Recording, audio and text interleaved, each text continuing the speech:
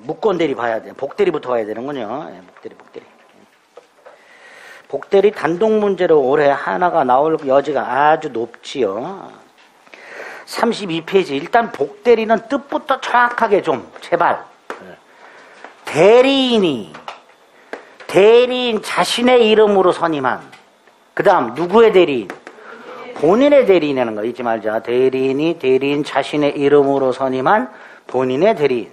그래서 오른쪽 특징 꼭 기억해야 되죠. 첫째, 대리인 이름으로 선임한다.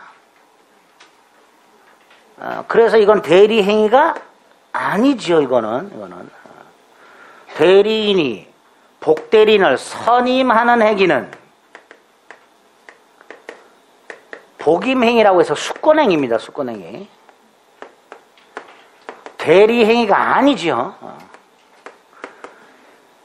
대리행위라면 본인 이름으로 선임해야 되죠. 아까 본인을 위한 것입니다라는 게 본인 이름으로 한다는 뜻이니까 이게 만약에 대리행위라면 갑의 이름으로 해요. 갑의 이름으로.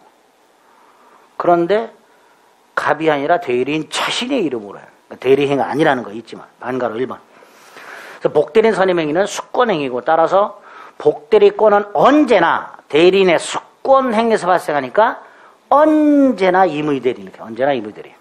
법정대리인이 선임하더라도 임의대리인. 반가로 2번. 의리 복대리인 선임하더라도 대리권은 소멸하지 않지요. 그래서 복대리권은 대리권에 종속하죠. 두 가지.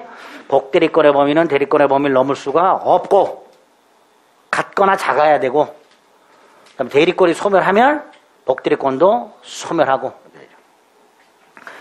세 번째, 대리인은 복대리인을 선임하고 감독도 하죠. 선임 감독. 그래서 복대리인은 대리인의 선임 감독에 복종하게 되고. 4번, 본인의 대리인이죠. 따라서 복대리인이 대리행위할 때 누굴 위한 것임을 표시? 본인, 갑을 위한 것임을 표시해야 되죠. 대리인을 위한 것임을 표시하면 큰일 나죠. 대리인의 대리인이 아닙니다. 본인의 대리인입니다. 따라서 본인의 이름으로 해야 됩니다. 당연히 복대리인의 행위도 대리행위니까 표현들이 적용될 수 있죠. 자, 3번 박스는 조문은 달달달 외우셔야 되죠. 120조 대리권이 법률행위 즉 수권행위에서 발생한 경우 즉 임의대리의 경우에 본인 승낙이나 부득이한 사유가 있는 때가 아니면 선임 못한다. 선임 못한다가 원칙. 단 본인 승낙이나 부득이한 사유가 있을 때 선임할 수 있다. 121조 1항 이때 선임 감독에 관한 책임을 져라. 선임 감독에 관한 책임을 져라. 2항 단 책임을 면제받는 경우가 있다.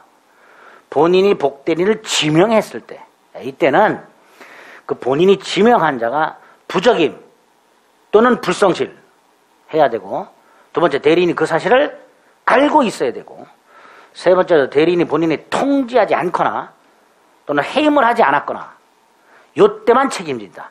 그게 아니라면 책임이 없다.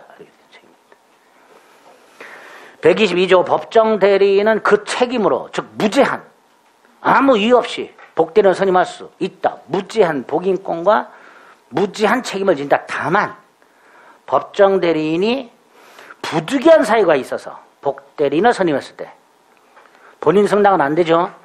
부득이한 사유가 있어서 복대리인을 선임했을 때는 임의대리인과 마찬가지로 선임 감독에 관한 책임만 진다. 자, 밑에 반가로 임의대리인은 본권이 없는 게 원칙이죠. 2번 부득이한 사유는 본인 또는 대리인에게 발생한 사유. 3번 본인의 승낙은 명시 묵시를 불문하죠.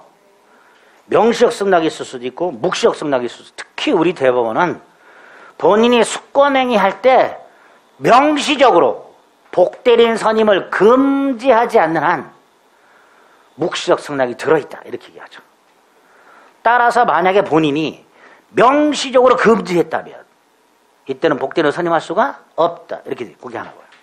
또 하나 명시 묵시 승낙을 불문하되 예외 명시적 승낙이 있을 때만 선임할 수 있는 경우 명시적 승낙이 있을 때만 그 대리행위가 대리인 자신의 처리가 필요한 경우 대리인 자신의 직접 처리가 필요한 경우 대리인 자신의 개인적 능력에 따라서 그 성패가 좌우되는 경우 아파트나 상가 분양대행 같은 경우 이건 대리인의 능력에 따라서 그 분양 성패가 좌우되죠.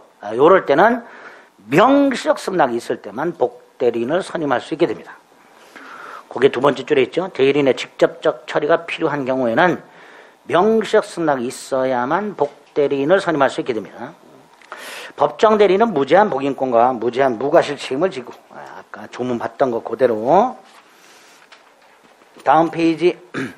복대리인의 지위 123조 1항. 복대리인은 그 권한 내에서 누굴 대리한다? 본인을 대리한다. 두 번째, 복대리인은 본인이나 제3자, 상대방을 말합니다. 대리인과 동일한 권리, 의무가 있다. 그 조문 꼭 기억하시자. 쭉 내려가면 복대리인도 또 다른 복대리인을 선임할 수 있는가? 아까 복대리인은 원칙적으로 임의대리라고 했죠. 무조건 언제나 임의대리라고 했죠. 그러니까 복대리인은 임의대리인과 마찬가지로 복인권을 갖게 됩니다. 자, 임의대리인과 마찬가지로 복인권을 갖게 된다는 게 무슨 뜻이에요? 원칙적으로 또 다른 복대리인을 선임할 수가 없다. 단 본인 승낙이나 부득이한 사유가 있다면 복대리인도 또 다른 복대리인을 선임할 수 있다. 이렇게 해석한다고 그랬죠. 복대리권의 소멸, 대리권이 소멸하면 소멸하는 경우, 그 다음에 복대리권만 소멸하는 경우도 있을 수 있겠죠. 그죠? 그렇게 두 가지 경우로 나눠서 확인해 주시면 되겠다. 복대리 요 정도. 자, 문제도 단순하게 나와요.